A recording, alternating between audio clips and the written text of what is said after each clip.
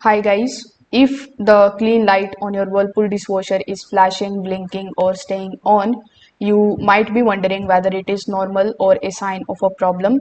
So in this video, I'm going to explain what the clean light actually means and what to do if it starts flashing unexpectedly.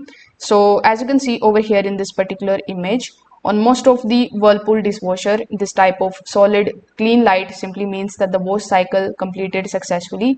The dishwasher is letting you know that the dishes are ready and the cycle ended properly. So this is completely normal.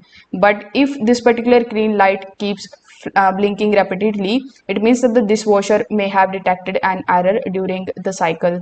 So this can be due to any of these reasons like heating problem or water not draining properly or door latch issue or control board glitches.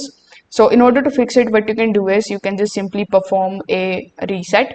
So in order to reset it, first of all, you just have to press the heated dry cycle. Then you need to start the normal cycle, then again heated dry cycle, and then start the normal cycle. So on many Whirlpool models, pressing these buttons in the sequence can reset the control panel.